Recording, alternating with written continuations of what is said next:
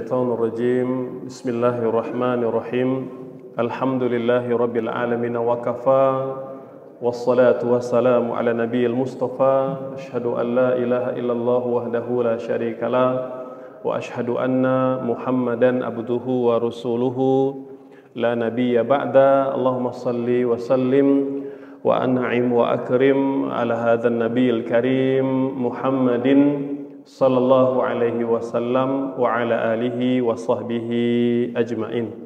Hadirin hadirat Bapak Ibu yang Allah muliakan, assalamualaikum warahmatullahi wabarakatuh. Alhamdulillah wa syukuru lillah wa la hawla wa la quwwata illa billahil aliyil azim.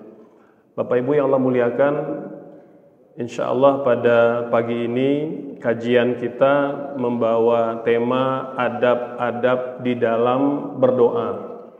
Ini merupakan rangkaian tema yang telah kita sampaikan pada pertemuan terdahulu terkait dengan zikir ya, dan adab-adab setelah sholat ya. Maka doa di antara rangkaian ya, di dalam ibadah sholat, meskipun tentu Bapak Ibu doa tidak semata-mata ketika sholat ya, namun di sepanjang waktu kita senantiasa berdoa kepada Allah Subhanahu wa Ta'ala. Sholat ya, sesungguhnya adalah kumpulan doa ya, karena sholat secara bahasa artinya doa. Artinya kalau kita sholat Bapak Ibu, artinya kita sedang berdoa, meminta kepada Allah Subhanahu wa Ta'ala.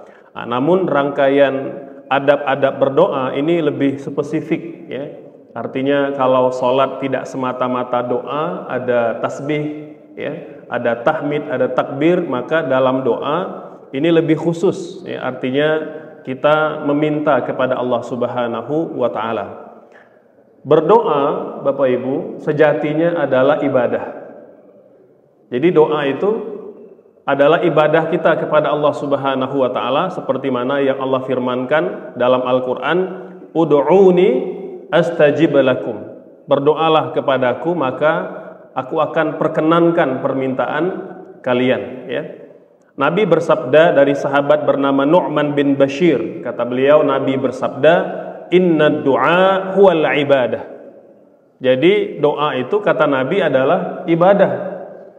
Maka ketika kita berdoa, kita sedang beribadah kepada Allah Subhanahu wa Ta'ala dan layak untuk diberikan ganjaran pahala oleh Allah Subhanahu wa Ta'ala. Maka jangan pernah kita bosan berdoa Bapak Ibu ya. Berdoa untuk diri sendiri, untuk pasangan, untuk anak-anak, untuk keluarga, sahabat, tetangga, ya, guru-guru dan rekan-rekan kita.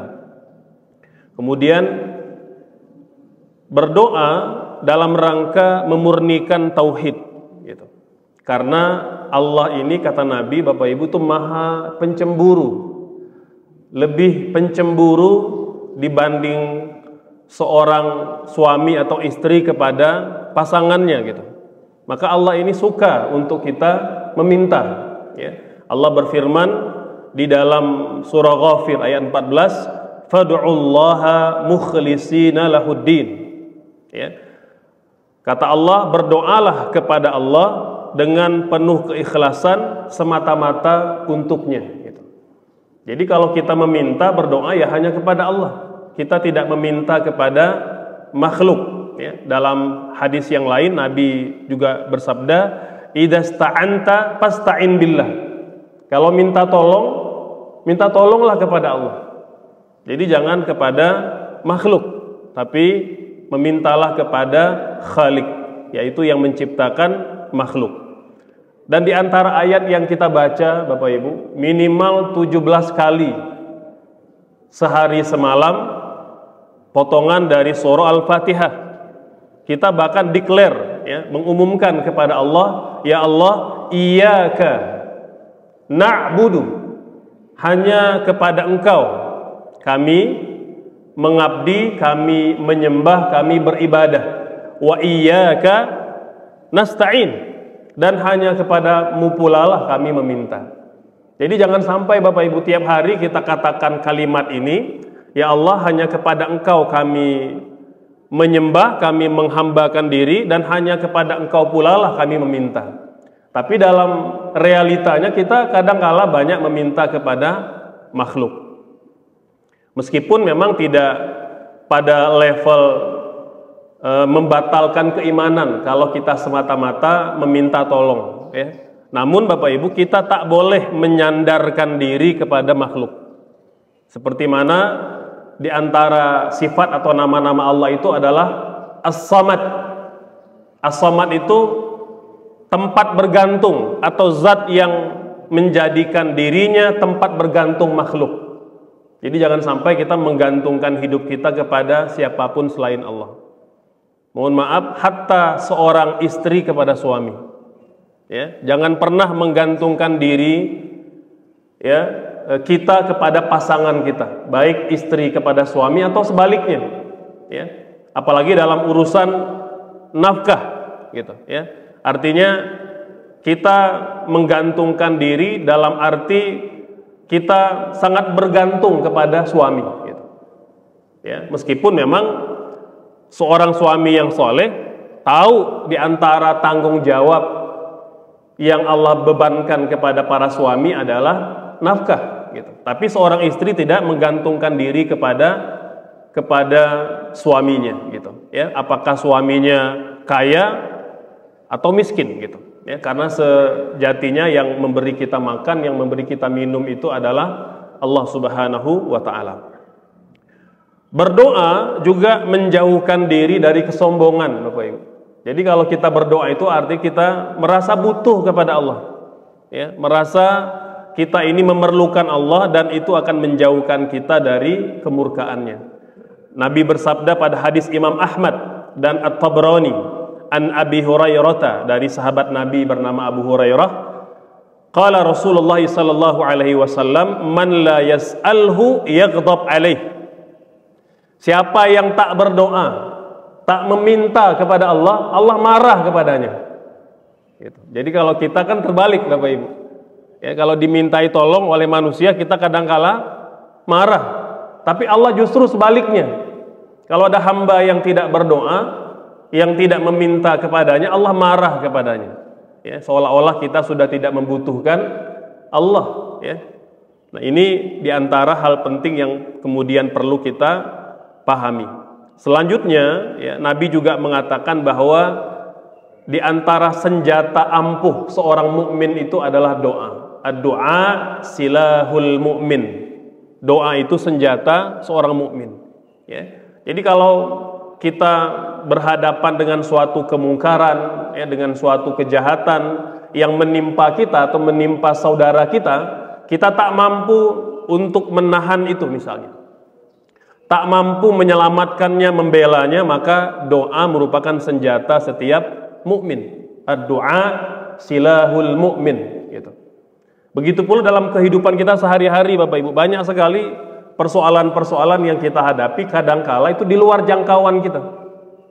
Ya.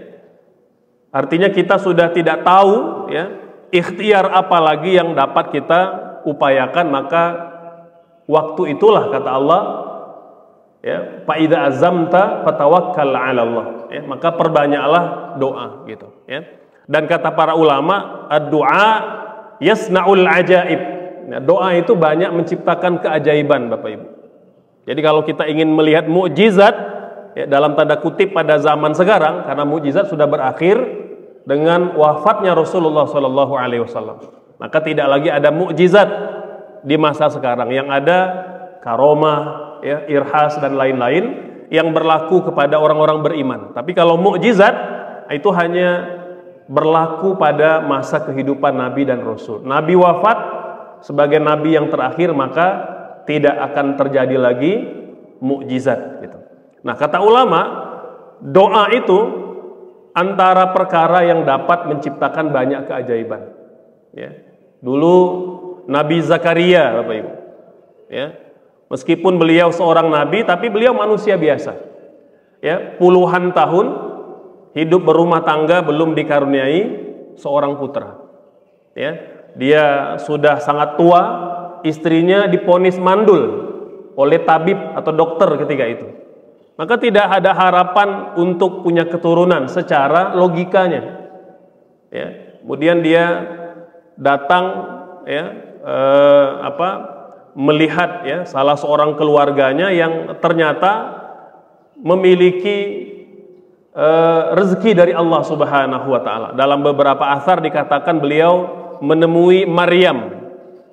Ya. Maryam waktu itu adalah gadis atau seorang anak perempuan yang dinazarkan oleh orang tuanya berkhidmat. Nah, jadi marbot di Al-Aqsa, Bapak Ibu. Jadi orang tuanya Maryam itu juga bernazar karena lama tidak punya anak. Nanti kalau saya punya anak laki-laki atau saya punya anak begitu ya, maka saya berniat bernazar dia nanti akan menjadi marbot di Masjid Al-Aqsa, akan berkhidmat di Al-Aqsa. Tapi ternyata yang lahir anak perempuan. Waktu itu dalam tradisi Bani Israel nggak boleh perempuan ada di masjid, tidak boleh ada di rumah Allah, di tempat ibadah. Ya, nah, tetapi kemudian diizinkan karena bagaimanapun keluarganya Maryam ini keluarga terhormat, keluarga ulama, keluarga orang-orang soleh, maka diizinkan tinggal di Al-Aqsa, dibangunkan sebuah mihrab, sebuah tempat ibadah di Al-Aqsa, Bapak Ibu. Ya. Kemudian suatu hari Zakaria berkunjung ke rumah Maryam. Ya. Kemudian waktu itu sedang musim panas, Bapak Ibu. Kalau musim panas kan kalau di Arab itu karena ada 4 musim, maka setiap musim itu ada buah-buahannya gitu. Musim panas apa buah-buahannya, musim dingin apa buah-buahannya gitu ya. Waktu itu musim panas. Ya, biasanya buah yang ada itu buah semangka gitu ya, dan yang sejenis dengan itu yang banyak kandungan airnya gitu ya. Maka tiba-tiba Zakaria masuk dalam rumah Maryam, ada makanan berupa anggur dan kurma. Itu makanan musim panas, Bapak Ibu. Maaf, musim dingin gitu ya. Maka Zakaria kaget, ini kok bisa ada makanan musim dingin di musim panas atau sebaliknya gitu ya. Maka dia tanya kepada Maryam, "Anna laki hadza?" Itu yang nanti diabadikan dalam Al-Qur'an. Kamu dapat dari mana ini makanan nih? Ini kan sekarang musim panas atau musim dingin, kok bisa ada makanan di luar musimnya? Kata Zakaria kepada Maryam. Apa jawaban Maryam, Bapak Ibu? Wanita soleha. Kata beliau, ya, kata beliau ini merupakan pemberian dari Allah. Pemberian dari Allah. Padahal beliau tahu Maryam ini ya karena tidak banyak atau tidak ada wanita di Al-Aqsa waktu itu. Dan Maryam ini suka bertahanus, berkhalwat, menyendiri, nggak punya sahabat memang waktu itu. Jadi lebih banyak beribadah. Karena dia dinazarkan oleh orang tuanya beribadah di Al-Aqsa. Maka tidak mungkin, kata Zakaria, dari mana? Tidak mungkin ini anak perempuan ini bisa ke negeri lain misalnya dapat buah di luar musimnya. Ya. Kemudian kata Maryam, "Innallaha yarzuqu may yasha'u bighairi hisab." Allah itu memberi rezeki kepada hambanya tanpa perhitungan atau tanpa dapat disangka-sangka oleh manusia. Maka tersentak Zakaria, Bapak Ibu. Putri atau anak perempuan semuda itu bisa diperlakukan, dimuliakan oleh Allah Subhanahu wa taala sedemikian rupa.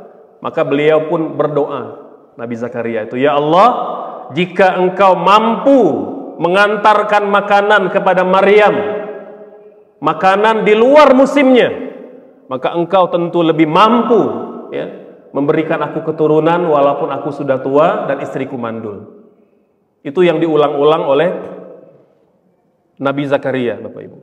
Ya. Beliau bernazar, ya, beribadah di mihrabnya, pulang ke rumah, kemudian bertemu dengan istrinya, mengatakan, "Aku mengandung anakmu," gitu.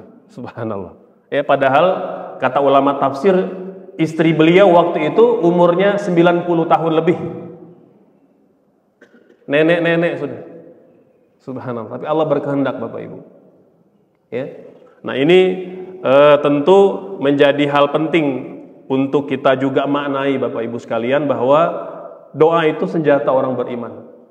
Maka jangan pernah bosan berdoa tatkala kita berhadapan dengan kondisi-kondisi yang sangat mustahil untuk dapat kita keluar dari persoalan yang kita hadapi. Allah pasti mengabulkan doa. Allah firmankan dalam surah Al-Baqarah 186. Wa idza sa'alaka 'ibadi 'anni fa inni qarib. Ya, wahai Muhammad, katakan kepada hambaku, kalau mereka meminta kepadaku, maka katakanlah aku sangat dekat. Atau ketika mereka bertanya tentang aku, sesungguhnya aku sangat dekat. Ya, dalam hadis yang lain, ya, dikatakan bahwa Nabi bersabda, Allah itu lebih dekat dari seorang hamba daripada urat nadinya. Ya, itu yang paling dekat dengan kita itu. Urat nadi itu baik di tangan atau di batang leher, dan Allah lebih dekat dari itu Bapak Ibu sekalian. Ujibu da'watad da'i, aku akan mengabulkan permintaan mereka yang meminta kepadaku. Idza da'ani falyastajibuli, maka hendaknya mereka memenuhi seruanku. Wal yu'minu bi, dan beriman kepadaku. La'allahum yarshudun, agar mereka senantiasa dalam kebenaran. Ustadz, saya sudah sering berdoa, tapi mengapa belum dikabulkan? Kan sering Bapak Ibu ada mungkin di antara kita atau di keluarga kita mengucapkan kalimat itu, dinasehati, udah tawakal, berdoa saja. Udah lama berdoa. Ya, udah bertahun-tahun atau belasan tahun berdoa tapi tidak dikabulkan oleh Allah. Ini hati-hati Bapak Ibu kalimat ini. Hati-hati mengucapkan kalimat ini. Karena kalimat ini dalam hadis yang sahih menjadi pengunci doa tak bakal dikabulkan. Hati-hati Bapak Ibu mengucapkan kalimat sudah lama berdoa tapi tak kunjung dikabulkan. Kalau terucap kalimat itu, kalau tidak sengaja mohon ampun kepada Allah. Tapi kalau sengaja, Allah kunci sudah. Tak akan mungkin doa itu dikabulkan oleh Allah Subhanahu wa ta'ala. Jadi suatu hari Nabi bersabda kepada para sahabat, Allah pasti mengabulkan doa selama hambaku tidak terburu-buru, tidak isti'jal, minta dikabulkan. Kata sahabat, bagaimana disebut minta isti'jal itu atau minta dikabulkan cepat? Kata Nabi, diantaranya adalah da'autu rabbi falam yastajibuli. Aku sudah banyak berdoa tapi tak dikabulkan. Itu ternyata Bapak Ibu pantangan dalam berdoa. Kata Allah, aku kabulkan doanya selama belum keluar kalimat itu. Kalau sudah keluar kalimat itu, kata Allah tidak bakal dikabulkan doanya. Ya, maka dalam hadis Imam Ahmad kata Nabi, setiap muslim yang berdoa pasti Allah akan kabulkan. Ya. Selama dia tidak meminta dosa dan memutus silaturahim. Ya. Ma min muslimin yad'u Allah azza wa jal bid'awatin laisa fiha ismun wala qati'atu rahimin. Tak seorang muslim pun yang meminta berdoa kepada Allah azza wa jal, dalam doanya tidak ada permintaan dosa. Dia tidak minta dosa, ya, minta sesuatu yang buruk. Dan tidak pula ada permintaan memutus silaturahim. Illa a'tahu Allahu biha ihda thalatha khisalin. Pasti Allah akan berikan permintaannya itu dalam 3 hal. Yang pertama, imma ayyu'ajjila lahu da'watah.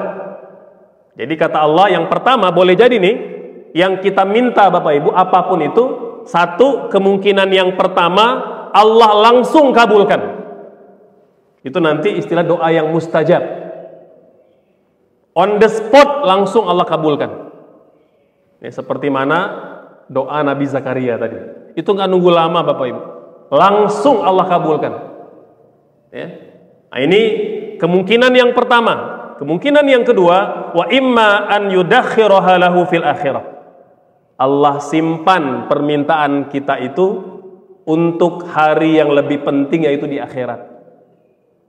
Jadi Allah simpankan, depositkan untuk kita satu doa yang dapat kita gunakan kelak di akhirat. Gitu, ya. Kata ulama, boleh jadi nanti dia meminta syafaat untuk pasangannya, untuk anak-anaknya. Maka dia punya deposit doa yang telah dia simpan di dunia. Jadi jangan pernah suuzon dengan Allah ketika doa kita belum dikabulkan, karena boleh jadi Allah simpan untuk kita di akhirat. Yang ketiga, wa imma an yasrifu anhu min husu' mithlaha, atau Allah jauhkan darinya keburukan yang sama nilainya dengan kebaikan yang dia minta. Jadi boleh jadi yang kita minta itu tidak dikabulkan, tapi Allah jauhkan kita dari mara bahaya, dari bencana, dari bala yang nilainya sama dengan permintaan kita.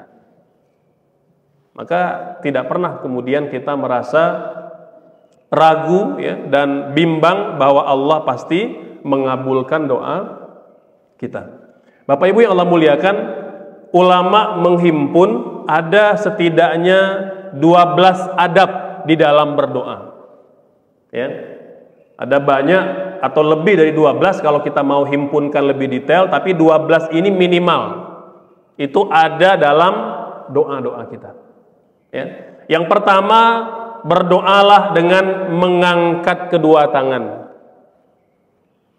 Mengangkat kedua tangan. Jadi apapun doanya, mau dalam sholat, mau di luar sholat, kita berdoa, Bapak Ibu. Ya. Kita berdoa. Di antara adab berdoa adalah mengangkat kedua tangan. Nabi bersabda pada hadis yang sahih, innallaha karimun hayyun. Allah itu maha hidup dan maha dermawan. Yastahyi. Allah itu malu, Bapak Ibu.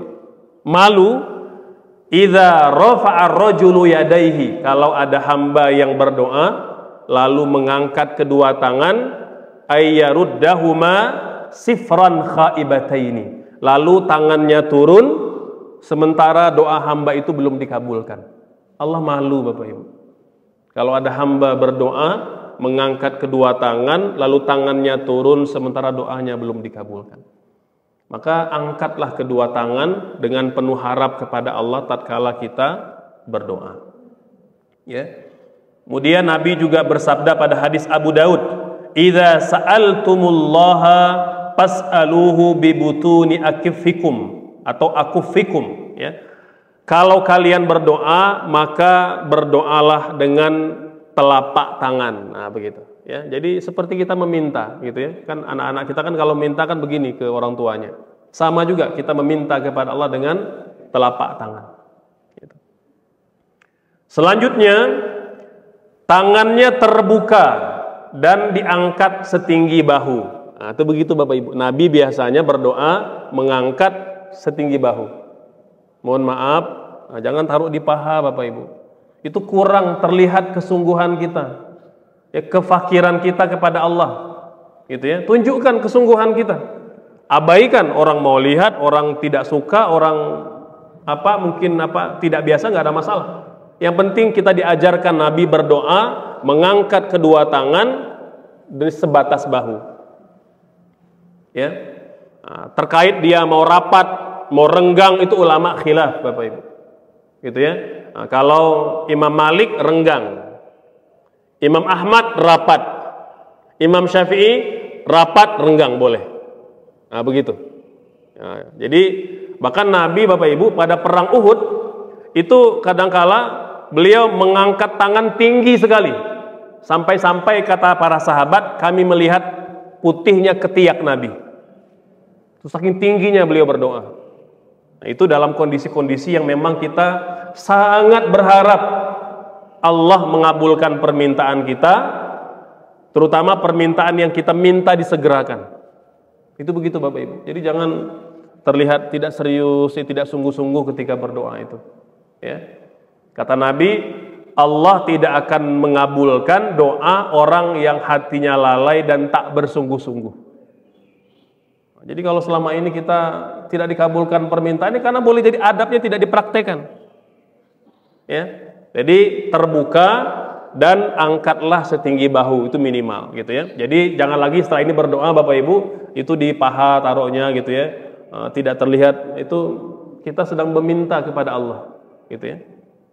Adab yang ketiga kata Rasul, awali doa dengan memuja Allah dan berselawat kepadanya. Itu kunci Bapak Ibu. Itu kunci dalam berdoa. Ya, adab dalam berdoa diantaranya adalah mengucapkan puji-pujian. Minimal alhamdulillah. Itu minimal sekali. Syukur kalau kita bisa panjangkan sedikit. Ya. Alhamdulillah hamdan katsiran thayyiban mubarakan fih. Nahmaduhu wa nasta'inu dan seterusnya. Bisa. Ya. Jadi intinya banyakkan puji-pujian kepada Allah. Yang kedua berselawat. Minimal Allahumma salli ala Muhammad, atau kalau mau pakai Sayyidina Allahumma salli ala Sayyidina Muhammad, begitu. Jadi adab dalam berdoa, memulai doa Bapak Ibu sebelum meminta nih, isinya mungkin panjang permintaan kita, maka adab di awal doa kita memuja Allah dan berselawat. Gitu, ya. Bahkan ada sahabat Nabi yang tidak berdoa, cuma berselawat. Ada juga sahabat Nabi yang cuma berselawat. Ada hadis yang sahih Bapak Ibu, seorang sahabat mengatakan kepada ya Rasulullah, saya berselawat setiap hari dengan sepertiga waktuku. Dia tidak berdoa, hanya berselawat Bapak Ibu. Ya, kata Nabi, bagus, tapi kalau engkau tambah jauh lebih bagus. Kata beliau, kalau begitu saya berdoa dengan separuh waktuku. Kata Nabi, bagus, tapi kalau engkau tambah lebih bagus. Kata beliau, aku berselawat dengan 2/3 waktuku. Kata Nabi, bagus, tapi kalau engkau tambah lebih bagus. Maka apa kata sahabat tadi? Ya Rasulullah, kalau begitu sepanjang hari aku akan berselawat kepadamu. Maka Nabi bersabda, kalau begitu yang kau lakukan, diampuni seluruh dosamu, dikabulkan semua permintaanmu. Subhanallah. Itu hadis yang sahih Bapak Ibu sekalian. Jadi memang ada di antara ulama ya, di antara orang-orang soleh di antara kita itu yang dia kadangkala memperbanyak salawat aja. Karena dia yakin ya, kalau berselawat itu langsung didoakan kepada Allah, langsung mendoakannya. Nabi bersabda, man shalla alayya, ya, man shalla alayya salatan sallallahu alaihi asyarah. Barang siapa yang berselawat ke Nabi 1 kali, Allah berselawat untuknya 10 kali. Ya. Artinya ya Allah akan mengabulkan permintaan kita gitu. Nah, ini diantara fadilat berselawat. Nanti insya Allah kita akan buat pembahasan khusus tentang fadilat selawat Bapak Ibu sekalian. Kemudian adab yang keempat, menghadap kiblat. Itu kalau kita bisa Bapak Ibu, kan kalau kita setelah sholat ya karena sudah hadap kiblat maka hadap kiblat jika memungkinkan. Kalau kita berdoa di luar sholat, nah, kondisikan saja kita bisa menghadap kiblat. Yang kelima, berdoalah dengan suara yang lirih. Lirih itu pelan, tidak berteriak gitu ya. Artinya dengan penuh sopan santun ya, suaranya direndahkan ya. Nabi pernah menegur sahabat yang berdoa tapi terlalu keras, hampir menjerit ya. Apa kata Nabi? Berdoalah dengan suara yang lirih karena kalian tidak meminta kepada zat yang peka dan tuli, kata Nabi. Jadi Allah itu dekat. Maka kita berdoa ya dengan suara yang lirih. Yang keenam, bersungguh-sungguh dan menghadirkan hati. Tadi kata Rasulullah, Allah mengabulkan doa selama orang itu hadir hatinya dan bersungguh-sungguh. Gitu. Yang ketujuh, mengulang doa 3 kali. Jadi Nabi, Bapak Ibu, kalau punya permintaan khusus, dia ulang permintaan itu 3 kali. Ya Allah berikan saya kesehatan. Ya Allah berikan saya kesehatan. Ya Allah berikan saya kesehatan. Itu begitu. Ya, jadi kita punya permintaan khusus, maka ulang 3 kali seperti mana kebiasaan Nabi. Yang kedelapan, jangan lupa Bapak Ibu, ya, permintaan kita itu didahului dengan menyebut nama-nama Allah yang mulia, Asmaullahil Husna. Sesuaikan dengan permintaan kita. Kita minta kaya misalnya, ya, Allahu ya Ghani, gitu ya. Kita minta Allah selesaikan urusan kita yang rumit, ya Jabbar, gitu ya. Kemudian kita minta misalnya dikasihi, ya, diberikan suasana berkasih sayang dalam keluarga, ya Rahman ya Rahim. Jadi permintaan kita itu sesuaikan dengan nama-nama Allah, ya. Maka minimal kita hafal 99 nama-nama Allah, agar tatkala kita punya permintaan khusus kita sebut nama Allah. Yang ke 9, yakin doanya akan dikabulkan. Nabi bersabda, "Ud'ullaha wa antum muqinuna bil ijabah." Berdoalah kepada Allah dengan keyakinan tinggi Allah pasti mengabulkan. Jangan ragu-ragu Bapak Ibu. Karena kalau ada ragu sedikit pun, udah, itu pengunci doa tak terkabulkan. Jadi harus yakin, doa pasti dikabulkan. Ke-10, berdoalah di waktu-waktu yang mustajabah. Ya. Kapan saja, antara azan dan iqomah, ketika berangkat, ya, di jalan mau ke masjid, datang ke majelis ilmu, ya, ketika bersilaturahim, ketika dalam safar, ya, mau berangkat ke kampung atau ke luar kota, ya, sedang bermusafir, sedang berpuasa. Ini kita harus tahu waktu dan suasana mustajabnya doa, gitu. Ya, insya Allah nanti juga bagian ini kita akan urai lebih detail Bapak Ibu, ya, di pertemuan yang akan datang. Jadi intinya kita pilih waktu-waktu yang mustajab agar menguatkan doa kita dikabulkan oleh Allah Subhanahu wa taala. Yang ke-11, doa-doa yang ma'thur. Ya, artinya apa? Doa-doa yang tertulis dalam Al-Qur'an, dalam hadis-hadis Nabi. Itu lebih afdal. Banyak Bapak Ibu. Ya. Rabbana atina fid dunya hasanah. Doa dalam Al-Qur'an. Ya, Rabbana la tu'akhidna in nasina dalam Al-Qur'an. Rabbana zalamna anfusana dalam Al-Qur'an. Rabbi shrah li sadri dalam Al-Qur'an.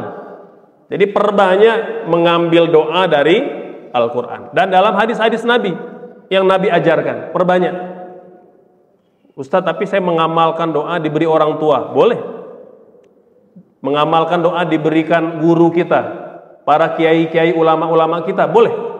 Selama kandungan doanya kebaikan. Dan doa Bapak Ibu lebih afdol dalam bahasa Arab. Lebih afdal. Ustadz, saya belum bisa atau belum banyak menghafal doa bahasa Arab, boleh nggak pakai bahasa Sunda? Boleh Bapak Ibu.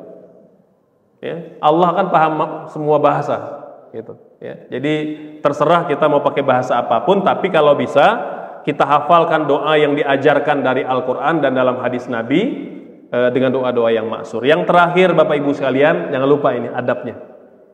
Doa diawali dengan tahmid dan salawat, ditutup juga dengan tahmid dan salawat. Jangan lupa, ya. Ya, subhana rabbika rabbil izzati amma yasifun wassalamun 'alal mursalin walhamdulillahi rabbil alamin. Itu paling pendek adabnya. Jadi dibuka dengan tahmid dan salawat, ditutup juga dengan tahmid dan salawat, ya. Demikian Bapak Ibu yang Allah muliakan, penjelasan seputar adab di dalam berdoa. Semoga semakin memantapkan doa kita meminta kepada Allah Subhanahu wa taala. Mangga, mungkin barangkali ada pertanyaan, kita persilahkan. Boleh? Dari Ibu silakan, ya. Mangga. Ada mic-nya, Kang, ya.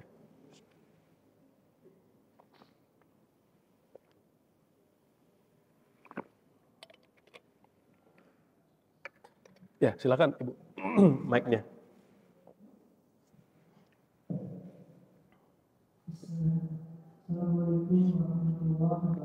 Waalaikumsalam warahmatullahi wabarakatuh. Mangga Ibu.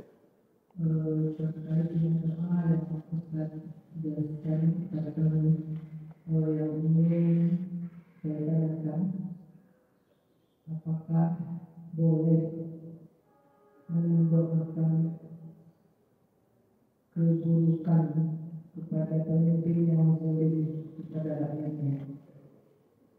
Demikian. Assalamualaikum warahmatullahi wabarakatuh.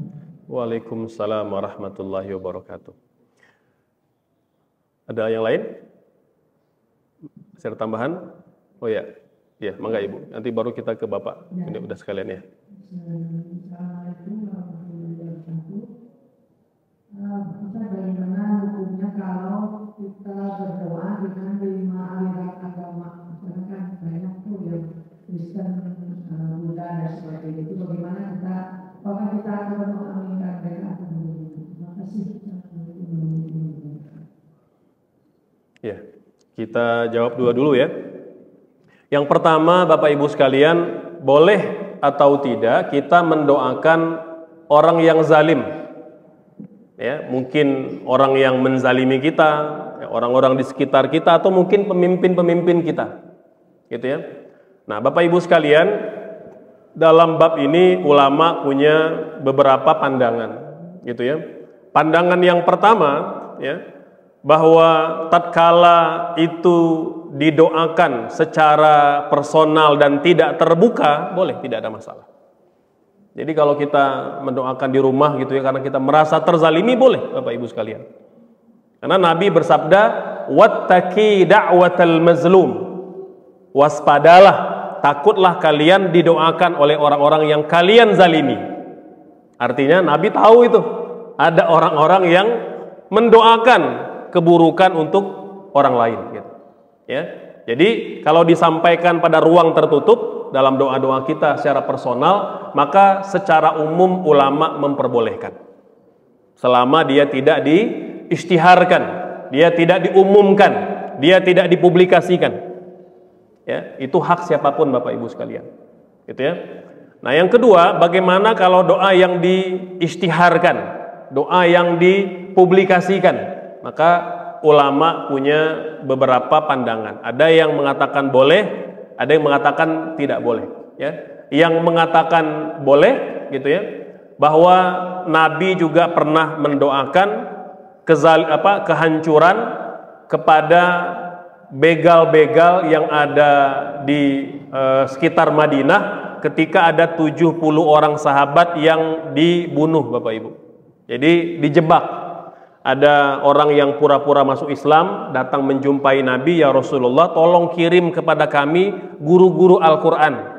Kami mau masuk Islam, kami mau belajar Quran. Nabi tidak tahu perkara gaib, Bapak Ibu. Nabi bukan dukun. Nabi dapat wahyu aja kalau baru beliau tahu gitu. Maka Nabi tidak tahu perkara gaib. Nabi tidak tahu isi hatinya.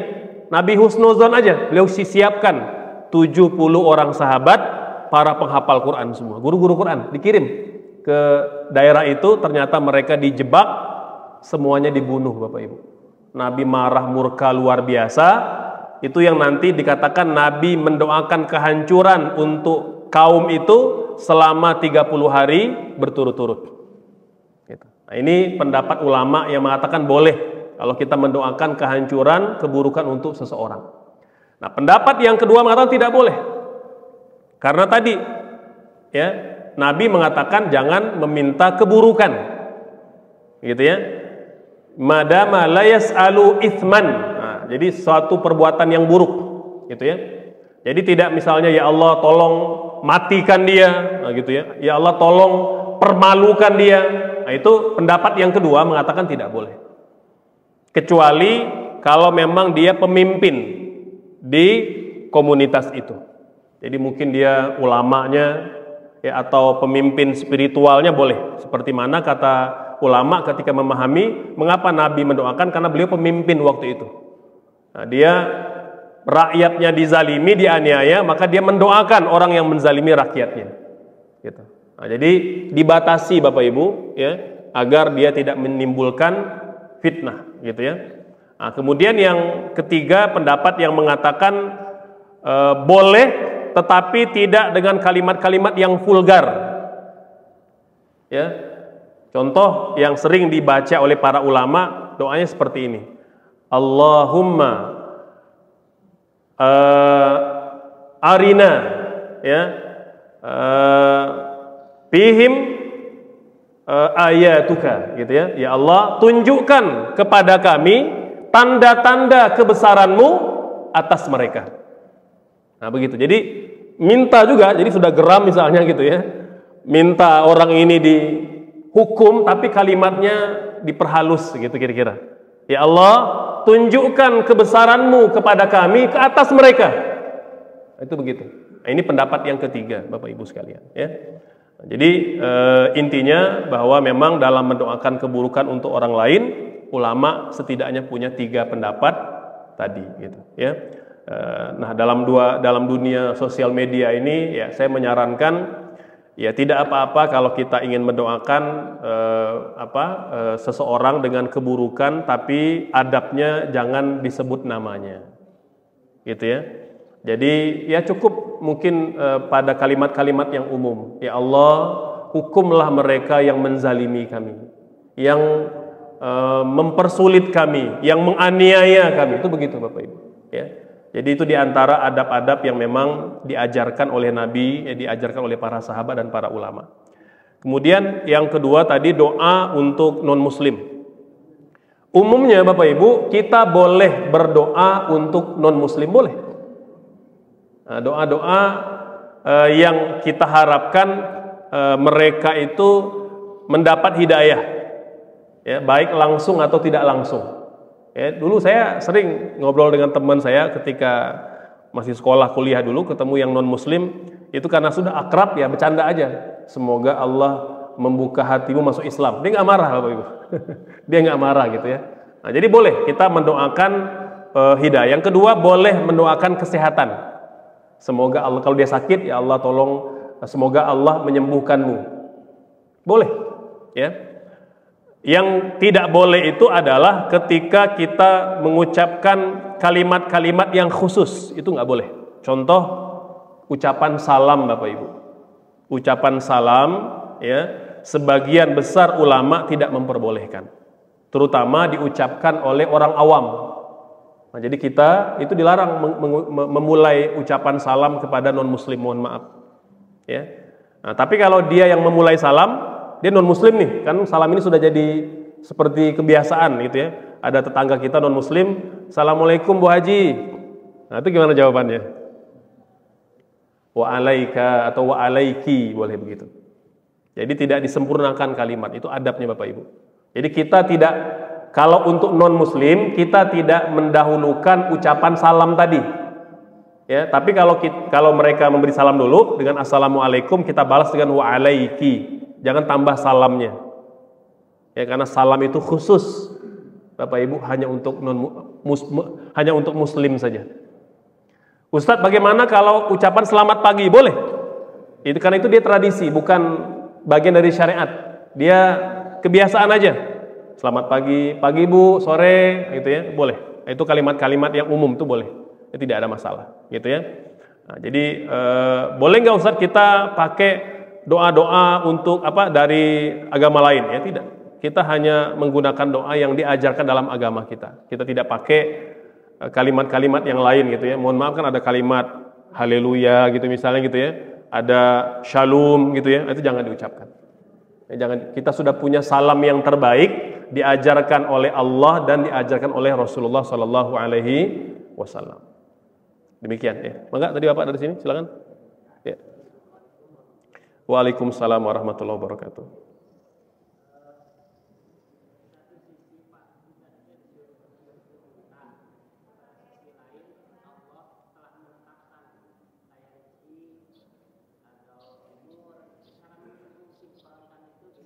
Ya, baik. Kita disuruh berdoa di waktu yang sama bahwa Allah telah menetapkan takdir. Kira-kira begitu ya? Ya. Baik, Bapak Ibu sekalian, bagaimana cara kita memahami ini? Tadi kita katakan bahwa berdoa itu ibadah. Jadi berdoa jangan dimaknai sebagai semata-mata meminta, tapi ibadah. Maka kalau Allah menyuruh kita berdoa, Allah menyuruh kita beribadah. Ya, dan itu tujuan kita dilahirkan atau dihadirkan ke dunia ini. Wa ma khalaqtul jinna wal insa illa liya'budun. Itu yang pertama, gitu ya. Yang kedua, bagaimana terkait dengan takdir? Allah telah tetapkan, tapi di waktu yang sama Allah perintahkan kita berdoa. Bapak Ibu sekalian, takdir itu ada dua kategori kata para ulama. Ada takdir yang sudah final, sudah ketok palu, tak bisa dirubah. Ada takdir yang dia masih bisa dirubah. Dan Nabi bersabda, la yaruddul qada illa du'a. Tak ada yang dapat merubah takdir melainkan doa. Nah itu Bapak. Jadi kalau kita nggak tahu nih mana takdir yang sudah final, mana yang belum. Ya kita meminta aja, gitu ya. Misalnya ya Allah, tadi kan kayak seperti Nabi Zakaria. Dia tidak tahu tuh apakah Allah mentakdirkan dia mandul, tidak punya anak sampai dia meninggal atau tidak. Tapi dia berdoa saja. Ya, dan Nabi nanti mengatakan kepada kita, tak ada yang dapat merubah takdir melainkan doa. La yaruddul qada illa doa. Tak ada yang dapat menolak atau merubah takdir melainkan doa. Itu Bapak. Jadi cara kita mensinkronkan antara takdir dan doa. Karena kita nggak tahu mana yang sudah final, mana yang belum. Karena ada takdir-takdir yang bisa dirubah. Dengan ikhtiar kita, dengan doa kita, itu bisa merubah takdir. Wallahu a'lam. Ya. Mungkin dari sebelah sini ada yang mau nanya? Ya, mungkin dari Bapak. Ya, silakan. Mungkin Bapak angkat dulu. Ada mic-nya mungkin ya. Ini kan mengenai ada apa ya? Dikaitkan dengan sholat Jumat, banyak beredar di grup WA, seperti berdoa, mengangkat tangan itu atau disab. Dengan penjelasan. Ya, baik. Mangga Bapak yang dekat pintu ya, nanti baru yang ya sudah pegang mic ya, silakan. Sekarang via di medsos tentang doa Fatih. Jadi katanya kalau kita lagi makan salat Jumat, Fatih berdoa. Ya. Yang kedua, kan salat itu doa. Terus kenapa kita banyak-banyak doa selain sholat? Padahal kan kaki Allah itu yang terbaik. Dikasih sehat juga bagus, sakit juga bagus, miskin juga bagus, gak ada lima juga bagus. Itu aja. Enggak Pak, silakan ya, yang dekat pintu.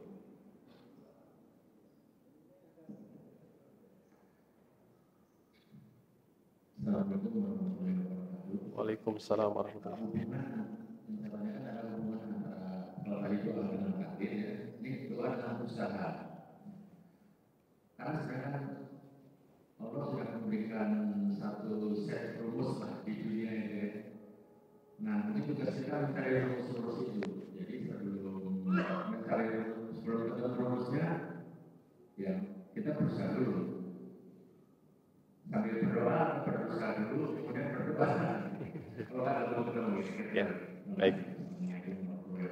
Waalaikumsalam warahmatullahi wabarakatuh. Baik, Bapak Ibu sekalian, tentang sholat Jumat, gitu ya. Apakah kita tatkala imam berdoa kita mengangkat tangan atau tidak, begitu ya? Bapak Ibu sekalian, mayoritas para ulama mengatakan sunnah mengangkat tangan, seperti mana hadis yang tadi kita bacakan. Gitu. Itu hadis yang umum, ya. Jadi ada banyak hadis yang serupa dalam kutubus sittah. Dalam Al-Bukhari ada, dalam Sahih Muslim ada, dalam Abu Daud ada, dalam Tirmidzi ada, dalam An-Nasa'i ada, dalam Ibnu Majah ada.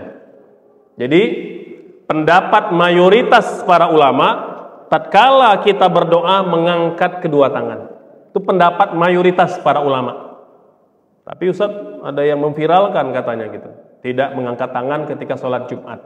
Ya. Pendapat ini mohon maaf memang dipopulerkan oleh sahabat-sahabat yang mungkin sering diidentifikasi sebagai kelompok salafi, ya, mengutip pendapat misalnya Abdul Aziz bin Baz, Syekh Shalih Al-Utsaimin dan yang sezaman dengan mereka, ya kita menghormati itu sebagai suatu pendapat yang ada di masyarakat, gitu ya. Silakan kalau kita mau mengamalkan pendapat itu nggak ada masalah, ya.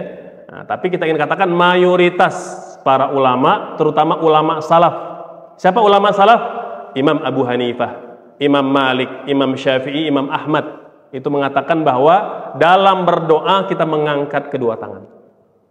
Kita mengangkat kedua tangan. Seperti tadi yang kita bacakan, kata Nabi, Allah itu pemurah dan maha hidup. Allah malu apabila ada hamba berdoa mengangkat kedua tangannya, ayaruddahu masifran khaibataini, lalu tangannya turun sementara doanya belum dikabulkan, gitu ya. Nah, mungkin di antara alasannya memang katanya tidak ada perintah yang khusus. Nah, begitu kira-kira gitu ya. Untuk menyuruh kita berdoa mengangkat kedua tangan di dalam sholat Jumat. Ya, itu kan sebuah pandangan, perspektif, tapi itu juga tidak ada dalilnya, gitu ya. Karena kalau kita katakan kalau larangan, berarti apakah ada dalilnya atau tidak? Nah, begitu aja Bapak Ibu sekalian, gitu ya. Nah, jadi ulama ini ketika menyimpulkan pandangan mengangkat tangan ketika berdoa, dalilnya itu bukan semata-mata dari Al-Quran, dari hadis, ya, tetapi nanti ada ijma, ada qiyas, ya, nanti ada istimbat hukum dari aqwal as-sahabah, dari amalu ahlil Madinah, nanti ada al-adah, ada al-masahili al-mursalah, ada banyak kaidah-kaidahnya, gitu ya. Maka dalam bab ini Bapak, ya, jadi kalau ada yang berpandangan ya sah-sah saja, gitu ya. Seperti mana ada orang yang kunut, ada yang tidak kunut, sah-sah saja, gitu. Karena dia persoalan khilafiyah, tapi merasa, oh ini yang paling benar, ini yang paling sahih, kamu salah sendiri itu begitu. Jadi menuding pandangan atau mengklaim pandangan kita saja yang benar, mengatakan pandangan yang berbeda tidak benar dan tidak ada dalilnya. Nah, tadi kita sudah datangkan dalilnya, gitu. Jadi kira-kira kalau Bapak ikut pandangan yang ada dalilnya atau yang cuma perkataan fulan bin fulan bin fulan, ya, saya ikut dalil Bapak Ibu, ya, kita ikut dalil. Nah, ingin mengatakan bahwa lalu Ustadz, kalau yang berpandangan tidak mengangkat tangan ketika sholat Jumat apakah salah? Ya tidak salah. Itu hak untuk kita memilih di antara pandangan-pandangan para ulama. Nah, ini tradisi seperti ini Bapak Ibu sekalian itu harus kita semakin dewasakan, ya. Jadi semakin dewasa berbeda pendapat, gitu ya. Wallahu a'lam. Tadi Bapak yang kedua tadi selain doa mengangkat tangan tadi lupa ya. Iya. Oh iya, mengapa kita berdoa gitu ya, bukan sholat juga doa ya. Bapak Ibu sekalian, tadi kita katakan bahwa doa itu ibadah, gitu ya. Jadi bukan semata-mata soal doa yang kita baca atau doa yang kita minta, bukan semata-mata itu, tapi doa itu adalah ibadah. Kan Nabi tadi mengatakan ad-du'a huwal ibadah. Kira-kira Bapak Ibu, kalau Nabi ngomong begitu, kita tetap tidak mau berdoa atau gimana gitu? Nah, begitu. Jadi tetap kita berdoa. Jadi bukan masalah kita semata-mata meminta, gitu ya. Dan tadi kita katakan Nabi juga bersabda, Allah marah kalau ada orang yang tidak berdoa. Ya, karena Allah itu suka diminta. Kalau kita peminta Bapak Ibu ya. Kalau Allah itu suka dipinta. Allah suka Bapak Ibu. Allah suka kalau kita meminta kepadanya. Gitu. Jadi ini yang kita perlu pahami ya. Nah, tadi Bapak terkait dengan ikhtiar dan doa. Apakah ikhtiar juga doa? Iya, secara hakikat tentu berbeda. Gitu ya. Kalau kita ikhtiar berusaha itu memang ibadah juga dan itu perintah Allah. Ya, doa itu bagian dari penyempurnaan ikhtiar. Makanya kata Allah kan, fa idza azamta. Ya, kalau kita telah berikhtiar, gitu ya, maka bertawakallah. Bertawakal itu kita berdoa kepada Allah, gitu ya. Sama Bapak Ibu sekalian, ketika ada sahabat Nabi datang ke masjid pakai kuda atau unta, gitu ya, lalu ditinggal, tidak diikat, ditegur oleh Umar, kenapa tidak diikat? Ya, tawakal kepada Allah. Ditegur oleh Umar, bukan begitu tawakal itu. Tawakal itu adalah kamu ikhtiar, ya, mengamankan kendaraanmu, ikat dia, baru kita bertawakal kepada Allah. Itu begitu, ya. Jadi itu usaha kita manusia, gitu ya. Kita berusaha, itu perintah Allah, itu juga ibadah, kita sempurnakan dengan berdoa. Nah, apa hubungan antara usaha dengan doa, Bapak Ibu sekalian? Itu ingin mengatakan bahwa sebenarnya yang merubah keadaan itu bukan usaha kita, tapi Allah Subhanahu wa Ta'ala. Jadi menghilangkan kesombongan dan keangkuhan kita. Maka jangan sampai ya seorang laki-laki ya pulang ke rumah ngasih uang ke istrinya bangga. Ya, ini karena kepandaian saya. Ini karena ilmu saya. Ini karena pangkat saya. Jangan Bapak Ibu. Ya, kita ini tak lebih seperti tukang pos aja. Postman aja. Ya. Ikhtiar itu perintah Allah. Itu kebaikan untuk kita. Kita pulang bawa uang, nafkah untuk keluarga, itu karena kemurahan Allah. Karena kemurahan Allah. Jadi jangan pernah kemudian kita mengkaitkan semua pencapaian kita di dunia ini dengan kemampuan kita. Itu fungsinya berdoa, Bapak. Bahwa sebenarnya apa yang kita ikhtiarkan ini nggak ada apa-apanya. Kita tidak pernah mampu, jangankan untuk ngasih orang, Bapak Ibu. Menyuap nasi ke mulut kita, kalau bukan karena izin Allah, tak mampu kita lakukan. Itu menunjukkan betapa maha besarnya Allah. Nah, ini penting tatkala kita memahami antara ikhtiar dan doa. Wallahu a'lam. Ya, monggo Ibu. Doa seraya sujud. Oh, setelah sujud yang terakhir. Ya. Bapak Ibu sekalian, amalan sujud setelah sholat selesai, gitu ya. Ini memang secara khusus itu tidak pernah Nabi lakukan. Ya, jadi ada beberapa ulama yang mengatakan namanya sujud ghaflah. Nah, jadi sujud minta ampun karena kelalaian, gitu ya.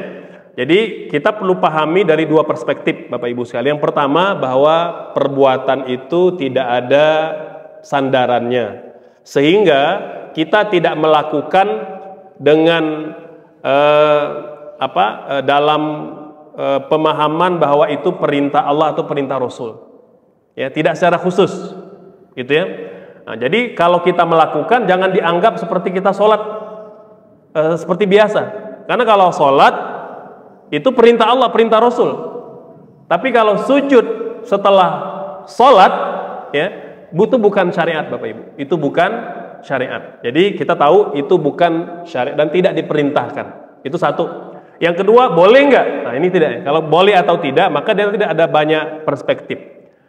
Kata para ulama, boleh dengan catatan. Nah, begitu ya. Boleh dengan catatan. Satu, kita tidak meyakini itu syariat.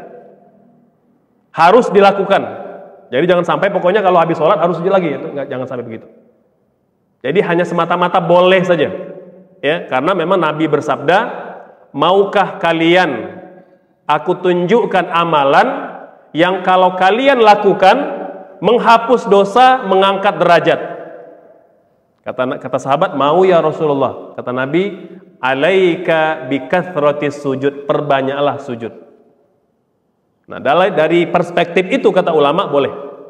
Tapi kan itu tidak khusus sesudah sholat saja. Kapan aja, mau di pasar, mau di kantor, dapat kemudahan, dapat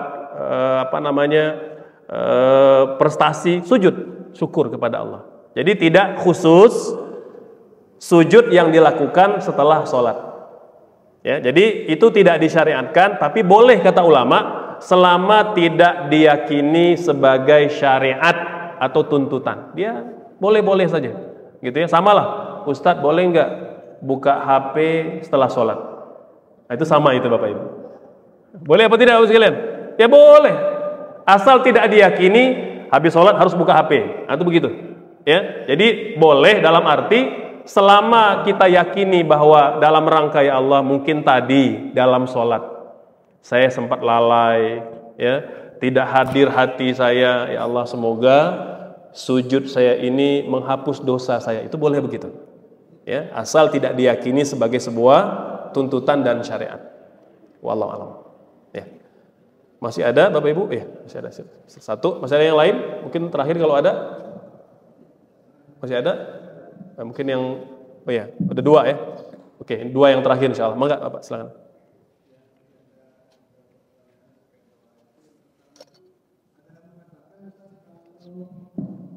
Doa setelah sholat itu tidak ada dalilnya. Jadi ada yang mengatakan kalau berdoa itu ya pada saat jaga itu apa namanya menunggu umat. Jadi ketika banyak saya lihat anak muda terutama masih ada dari saya kalau anak-anak sudah seperti itu yang kita lihat secara umum. Yang kedua itu adalah sholat setelah sholat banyak mengatakan tidak ada dalilnya. Sehingga banyak ketinggalan. Ketika itu doa tabaruk atau tawasul yang menyebut benar-benar sholat soleh. Ini banyak banget ya. Tawasul, kemudian doa berjamaah, doa setelah sholat ada 3 ya. Ya, mangga Pak silakan. Waalaikumsalam. Kecuali adalah sebetulnya doa. Nah, doa apa yang paling afdal untuk orang tua kita? Ya. Apakah seperti membacakan surat Yasin itu seperti yang pada saat kita hamil lebih baik daripada Ya. terima kasih. Ya.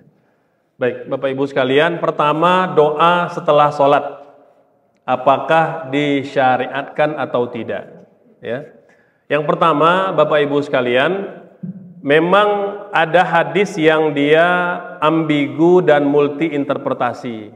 Kata Nabi bahwa doa itu inda kulli duburi shalah, atau ada hadis yang mengatakan Nabi berdoa inda kulli duburi shalah. Nabi berdoa setiap dubur salat. Dubur Bapak Ibu, mohon maaf, ya ini mungkin agak sedikit ke situ maknanya gitu ya. Secara bahasa artinya di belakang sholat. Ulama berbeda, dubur itu bagian dari sholat atau tidak. Nah, itu begitu. Pendapat mayoritas para ulama, iya, dubur bagian dari sholat. Kemudian di akhir, gitu ya. Seperti mana dubur itu bagian belakang manusia. Nah, itu gitu. Nah, sekalian ya. Nah, ini sebab mengapa ulama berbeda pendapat. Karena kalimatnya ambigu gitu. Pendapat yang pertama atau bukan mayoritas mengatakan oh tidak ada dalilnya. Karena doa itu ya dalam sholat. Inda duburi kulli shalah. Terakhir begitu salam habis sudah. Maka tidak lagi ada doa. Nah, ini pendapat yang kedua. Jelas Bapak Ibu, sebab mengapa ulama berbeda pendapat. Karena dia perbedaan perspektif dan sudah terjadi sudah berbelas-belas abad Bapak Ibu. Seperti dalam masalah kunut. Jadi nggak usah diperdebatkan lagi gitu. Karena berbeda cara pandang saja. Gitu, ya.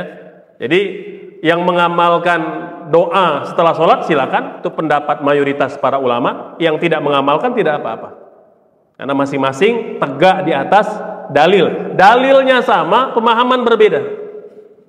Subhanallah. Gitu, ya. Jadi makanya kalau kita berilmu itu, kata Imam Syafi'i, semakin sedikit menyalahkan orang. Itu kata Imam Syafi'i. Man kathura ilmuhu qalla inkaruhu 'alan nas. Orang kalau sudah banyak ilmunya, dia sedikit menyalahkan orang. Dia tahu, oh ini sandarannya, oh ini dalilnya, begitu Bapak Ibu sekalian. Ya, agar kita ini bisa maju gitu. Ya, ini orang sudah bicara bulan, sudah bicara astronot, kita masa bicara itu terus gitu ya. Jadi kapan kita maju gitu? Makanya kata ulama penting belajar fikih perbandingan mazhab agar kita tahu dan berlapang dada, agar kita lebih fokus tenaga energi kita ini untuk riset penelitian yang lebih jauh. Yang ini udah selesai, ulama sudah selesaikan.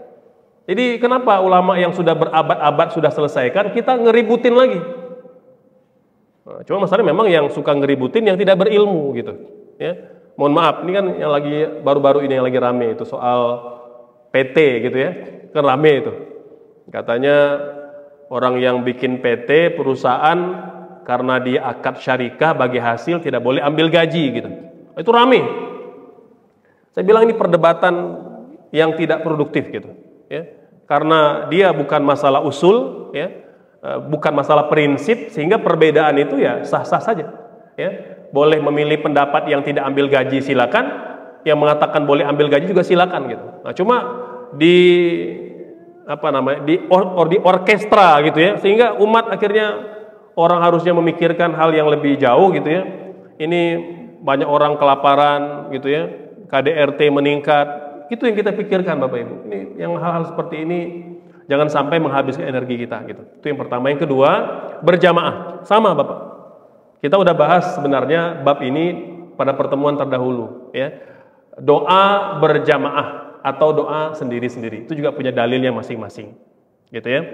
Jadi ketika kita ingin berdoa berjamaah diperbolehkan, dan ulama umumnya mengatakan boleh berdoa berjamaah setelah sholat atau zikir dalam rangka mengajar mendidik umat. Ulama hanya berbeda pendapat bagaimana kalau umatnya udah pandai-pandai semua, udah pinter-pinter semua. Apakah masih boleh lanjut nih zikir dan doa berjamaah? Nah, itu ulama berbeda pendapat. Pendapat pertama, lanjut terus karena ini syiar. Yang kedua, stop sudah. Karena kita umat kan mengapa ada ulama yang memperbolehkan zikir berjamaah dalam rangka mengajar, mendidik masyarakat tentang doa dan zikir-zikir Nabi. Nah, begitu. Ya. Kemudian yang ketiga tadi doa yang tawasul. Nah, Bapak Ibu sekalian, sama ya, bab tawasul ini khilafiyah. Dia bukan masalah usul Bapak Ibu, ya. Jadi ulama sepakat, ulama berbeda pendapat. Yang ulama sepakat tawasul dengan orang yang masih hidup itu ulama sepakat. Nabi masih hidup, tawasul dengan Nabi. Dulu Bapak Ibu, orang Madinah kalau kemarau di Madinah, mereka sholat istikharah di lapangan. Mereka memanggil Abul Abbas, paman Nabi. Hadirkan Abul Abbas. Kita bertawasul, ya Allah, dengan orang soleh ini yang ada di tengah-tengah kami, kabulkanlah permintaan kami. Atau minta, dia langsung berdoa. Jadi kalau orang solehnya masih hidup, ulama sepakat boleh bertawasul dengan orang yang masih hidup. Ya, apakah kita bertawasul dengannya atau kita minta dia mendoakan kita? Karena Bapak Ibu, tentu doa orang soleh berbeda dengan orang biasa. Dulu ada sahabat Nabi sakit demam, ya, mirip-mirip kerasukan atau kesurupan gitu ya. Umar datang meruqyah, cuma baca Al-Fatihah langsung sembuh. Di hari yang lain terjadi lagi, ada sahabat yang mau meniru, caranya sama, surahnya sama, Al-Fatihah juga, tapi nggak sembuh-sembuh. Kok kata orang bisa, caranya sama, surah yang dibaca sama. Ada sahabat yang mengatakan, iya, cara dan surahnya sama, orangnya berbeda. Karena orang soleh tentu Bapak Ibu sekalian, mereka punya makom tersendiri. Kan Nabi bersabda pada hadis kursi, ya, kalau Allah mencintai seorang hamba, maka Allah menjadi tangannya, kakinya, matanya, gitu ya. Jadi ini tentu menyebutkan ada makom orang-orang soleh. Nah, ulama hanya berbeda pendapat. Bagaimana kalau orang telah wafat? Tawasulnya boleh apa tidak? Baik dengan Nabi atau dengan orang-orang soleh? Nah, itu ulama berbeda pendapat Bapak Ibu sekalian. Dan ini masalah khilafiyah, perbedaan. Jadi tidak usah diperuncing. Ya, yang tidak mengamalkan tidak apa-apa, berhati-hati. Tapi yang mengamalkan juga punya dalilnya, punya sandarannya gitu. Karena dia masalah khilafiyah, maka disarankan untuk tidak kita peruncing dengan saling menyalahkan. Silakan amalkan itu sesuai dengan pandangan kita. Kemudian tadi doa untuk orang tua yang telah wafat. Bapak Ibu sekalian, ini penting ya. Nabi bersabda, hadaya al-ahya lil mauta ad-du'a wal istighfar. kado, hadiah terbaik orang hidup kepada orang mati ada dua, kata Nabi. Nah ini penting nih, yang mau kirim kado Bapak Ibu, hadiah kepada keluarga yang telah wafat ada dua, kata Nabi. Ad-du'a, doa. Yang kedua, pertama doa, yang kedua istighfar, mohon ampun. Jadi kita memohonkan ampun untuk orang tua kita, saudara kita, keluarga kita, sahabat kita, itu kado terbaik. Ya Allah, lapangkan kuburnya, beri terangi kuburnya, ya, hapus dosa-dosanya, angkat derajatnya, kumpulkan dia bersama orang-orang soleh, ya, itu boleh. Yang kedua, istighfar, mohonkan ampun. Ya Allah, ampuni dosa-dosanya, gitu. Ya, itu dua kado terbaik untuk orang yang telah wafat. Maka Ustadz boleh nggak kalau ditambah dengan yang lain? Nah, gitu ya. Nah, jadi memang para ulama dalam bab ini berbeda pendapat, gitu ya. Pendapat kebanyakan atau sebagian ulama mengatakan boleh, mau puasa, mau haji, mau kurban, ya, mau sedekah, bacaan Al-Quran, Yasin, sebagian ulama memperbolehkan karena dianggap bagian dari doa, gitu. Karena Quran itu isinya juga doa juga. Nah begitu. Jadi ini pendapat sebagian ulama yang mengatakan boleh. Sebagian mengatakan tidak boleh tadi, terputus peluang amalnya, melainkan doa dan istighfar aja. Jadi tidak ada amal soleh yang lain, tidak ada baca Quran, tidak ada kurban, tidak ada akikah, tidak ada puasa, tidak ada zikir, pokoknya cuma doa dan istighfar aja untuk mayit.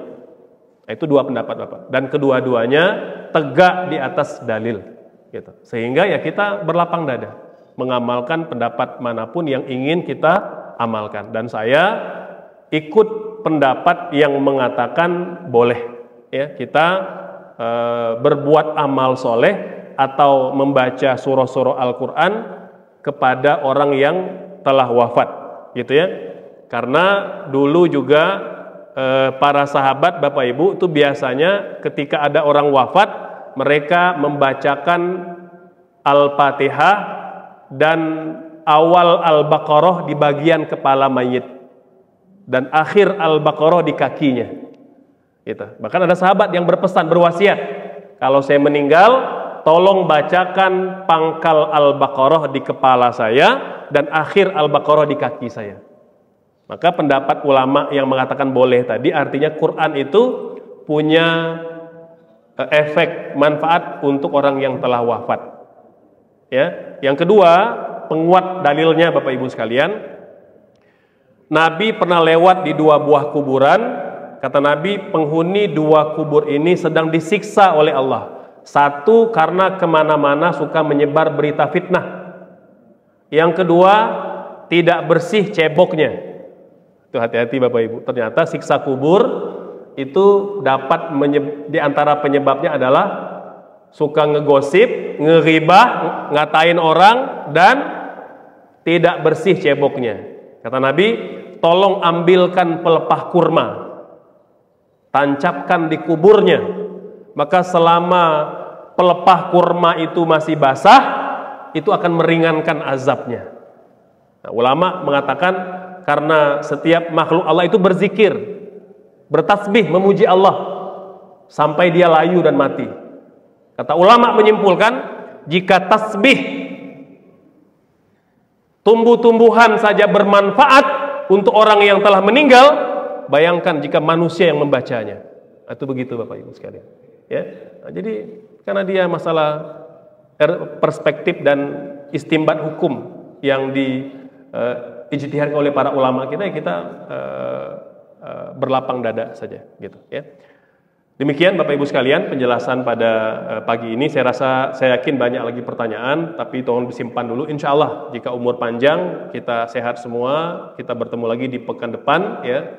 Mungkin masih melanjutkan bab tentang doa, tapi nanti akan membahas tentang beberapa perkara tentang doa dan juga tentang waktu-waktu yang mustajab, ya. Nah, termasuk nanti apa hukumnya Ustadz kalau membalikkan telapak tangan, nah kan begitu ya, ada di masyarakat kita. Bagi yang penasaran, insya Allah jawabannya di bulan depan, insya Allah. Barakallahu fikum. Wassalamualaikum warahmatullahi wabarakatuh.